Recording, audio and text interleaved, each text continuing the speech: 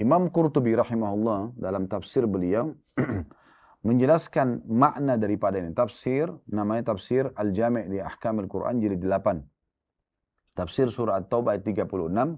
Beliau mengatakan Allah tidak memuliakan keempat bulan tersebut. Rajab, Dzulqa'dah, Zulhijjah, dan bulan Muharram. Berarti Ramadan tidak masuk di sini ya. Ramadan punya keutamaan sendiri. Berarti ada selain Ramadan ada 4 bulan lagi Bapak Ibu bisa melipat gandakan pahala. Ya. Allah tidak memuliakan keempat bulan tersebut kecuali Allah SWT akan melipat gandakan pahala pada keempat bulan tersebut bagi pelaku kebajikan dan juga akan melipat gandakan ganjaran bagi pelaku dosa. Nah, yang perlu kita titik beratkan dari bulan-bulan ini, ada 2 bulan yang harus kita fokus. Ya, karena di situ ada perintah ibadah puasanya. Kita mulai dulu, Rajab kita tidak bahas, karena Rajab belum ada hadis secara khusus untuk menyebutkan yang sahih ya. Kita bicara yang sahih, yang menunjukkan tentang keutamaan puasa di bulan Rajab. Gitu. Ada banyak hadis, tapi itu belum sampai pada derajat sahih. Kalau bulan Dzulqa'dah juga sama.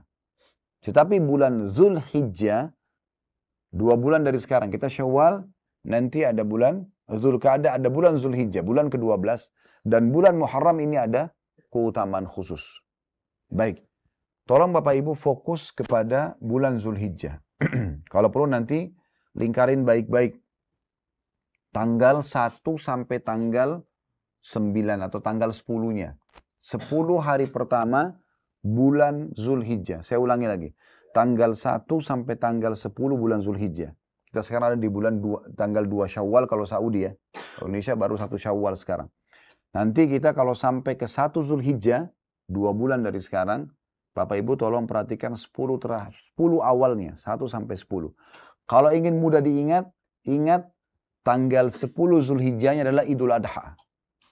Berarti 9 hari selain Idul Adha. Ya. Mulai tanggal 1 Zulhijjah. Nah ini Bapak Ibu sekalian ada pendapat ulama yang mengatakan lebih afdal daripada 10 terakhir Ramadan. Ya. Saya ulangi ya. Jadi 10 awal bulan Zulhijjah lebih afdal daripada 10 terakhir Ramadan. Pada 10 terakhir Ramadan kita luar biasa berkorban untuk mengejar Lailatul Qadar. Gitu kan? Bagaimana bisa 10 awal Zulhijjah lebih afdal daripada 10 terakhir Ramadan? Karena ulama membahas di 10 terakhir Ramadan ada Lailatul Qadar. Lebih baik daripada 1000 bulan. Ibadah bahkan kalau kita hitung tahunnya berarti lebih baik daripada 83 tahun plus 3 bulan sekian.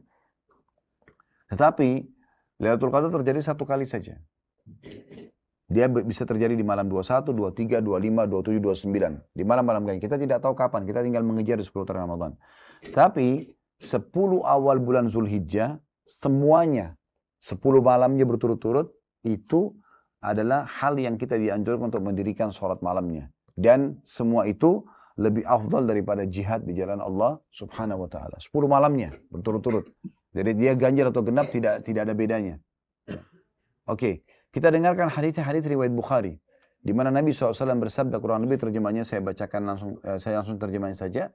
Tidak ada hari-hari ya, sepanjang tahun maknanya, di mana Allah Azza wa Jalla lebih mencintai amalan-amalan yang dikerjakan di dalamnya dibandingkan daripada amalan yang dikerjakan di 10 awal bulan Zulhijjah. Jadi semuanya 10 hari tersebut, siang harinya dengan malam harinya. Ibadah apapun yang Bapak Ibu kerjakan, itu paling Allah cintai. Berarti menandakan sebagian ulama mengatakan Ramadan pun ini tersaingi oleh bulan Zulhijjah. Karena luar biasa di sini semuanya Allah cintai. Kemudian kata Nabi SAW, kata para sahabat, ya Rasulullah, walaupun jihad di jalan Allah, berperang pun jalan Allah. Ini kan perbuatan yang berat ya. Seorang laki-laki harus tinggalkan keluarganya, tinggalkan pekerjaannya, pergi medan perang, bisa setiap saat dibunuh. Mungkin bisa saja kalau mati langsung masih aman, tapi orang bisa cacat, matanya bisa buta, tangannya bisa dipotong. Resiko yang sangat besar. Tapi untuk mengejar surga mereka keluar berjihad.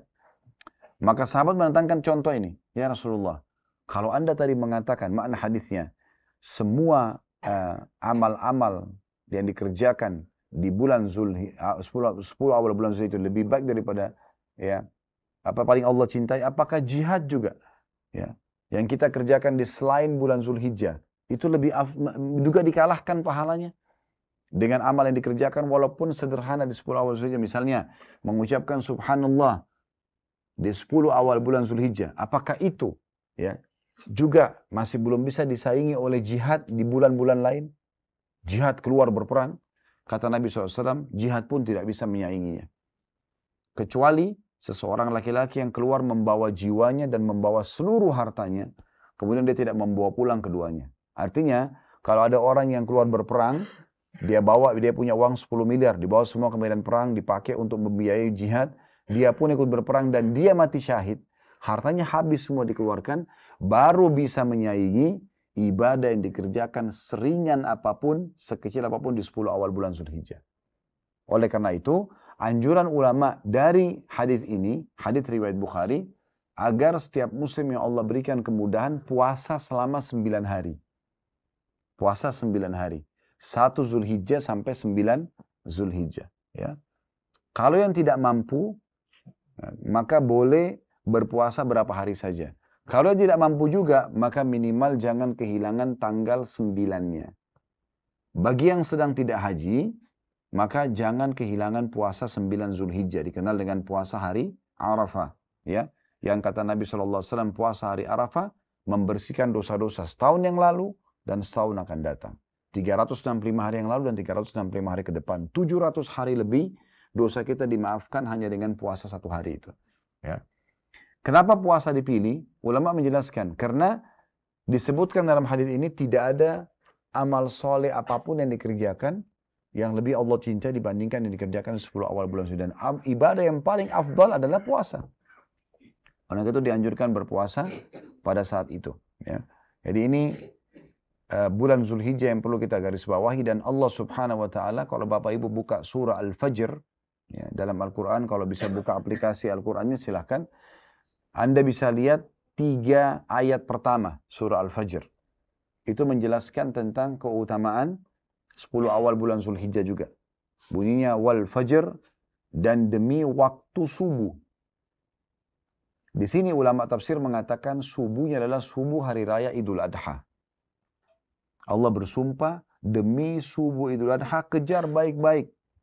Dari ayat ini, ayat surah Al-Fajr ayat 1, ulama juga mengatakan Idul Adha lebih afdal daripada Idul Fitri. Idul Fitri ada sholat Id. Tapi habis itu tidak ada ibadah khusus. Kayak kita kemarin habis sholat Id kan sudah kita bebas. Mau silaturahim keluarga boleh, mau istirahat boleh, nggak ada masalah. Dan kita dibolehkan sebagaimana khatib kemarin khutbah Id menjelaskan itu. Bolehnya orang muslim menunjukkan kegembiraan, mereka silaturahim keluarga, mereka melakukan halal mubah, silakan. Selepas sholat itu boleh saja. Tapi di Idul Adha, selepas sholat Id kita ada ibadah kurban. Ya. Allah mengatakan tentang Idul Adha, fasalli li rabbika wanhar. Salatlah hai Muhammad Idul Adha itu dan berkurbanlah setelahnya. Dan kita tahu kurban ini juga adalah ibadah yang mulia di sisi Allah Subhanahu wa taala. Ini menandakan itu. Kemudian Allah bersumpah setelahnya, walayalin ashr, dan 10 malam berturut-turut sebelum subuh Idul Adha itu. Perhatikan sumpah Allah di sini, ya. Jadi Allah seakan-akan mengatakan, demi subuh Idul Adha, kejar baik-baik, jangan luput sholat Idnya, jangan luput kurbannya, dan kejar juga 10 malam berturut-turut sebelumnya. Jadi walayalin ashr, kata-kata ashr artinya 10. Nah, dari sini ulama mengatakan berarti menandakan 10 awal Zulhijjah lebih afdal daripada 10 terakhir Ramadan. Nah, 10 terakhir Ramadan kita disuruh kejar Lailatul Qadar 1 malam saja. Ini disuruh kejar 10 malamnya semuanya. Tidak ada pengecualian, dan semua sholat yang kita kerjakan lebih baik daripada jihad di jalan Allah SWT. Ini menandakan pahala yang luar biasa yang jangan luput gitu. Kemudian ayat ketiganya wasyafi' wal watar, dan hari asy-syafi' atau hari tarwiyah tanggal 8 Zulhijjah. Kemarin Siti Tur Mekah saya sempat jelaskan itu ya. Kalau haji itu 6 hari, tanggal 8 sampai tanggal 13. Tanggal 8 hukumnya sunnah, tanggal 13 hukumnya sunnah. 8 namanya hari tarwiyah, hari tanggal 13 hari terakhir hari tasyrik. Jadi haji itu 8 hari tarwiyah, tanggal 9-nya hari Arafah dan Muzdalifah, tanggal 10 Idul Adha, 11, 12, 13 dikenal dengan hari tasyrik. Nah, kalau Bapak Ibu lagi haji, baik kalau sama kami insya Allah kami pandu, kalau sama travel lain pun usahakan Bapak Ibu tanya, tanggal 8 masuk ke Mina nggak? Dan tanggal 13-nya tetap ada di Mina nggak? Ini walaupun sunnah, jangan luput. Karena ini adalah hari yang Allah sebutkan sumpahnya. dan tanggal 8 wasyafa' Zulhijjahnya. Makanya jemaah haji kalau mau lebih besar pahalanya mereka masuk ke Mina. Pakai ihram di kamar hotel, tanggal 8 itu masuk ke Mina, tinggal di kemah saja. Tinggal di kemah, ibadah saja di situ. Sholat duhur di waktu duhur 2 rakaat, sholat asar di waktu asar 2 rakaat, sholat maghrib di waktu maghrib 3 rakaat, sholat isya di waktu isya 2 rakaat.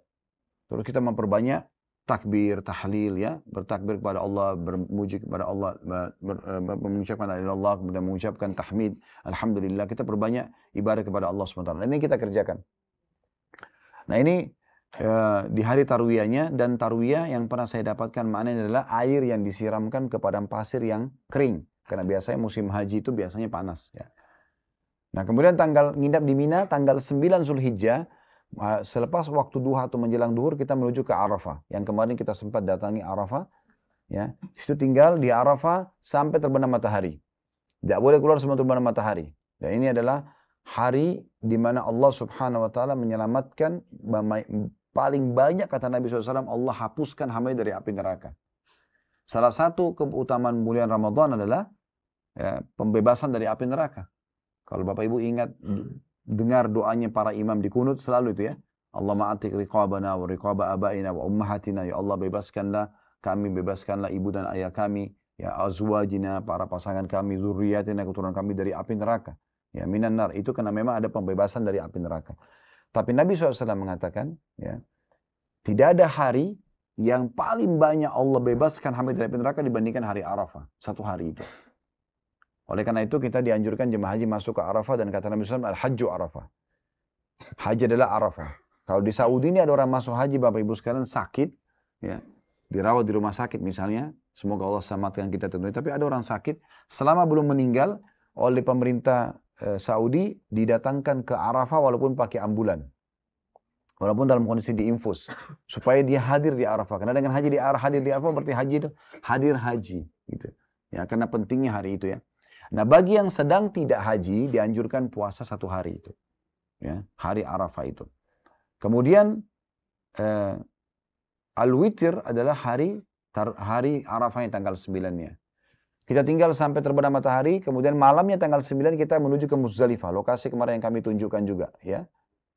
Setelah itu, nginap sampai subuh kalau bisa, kalau tidak bisa, boleh melewati sepertiga atau pertengahan malam.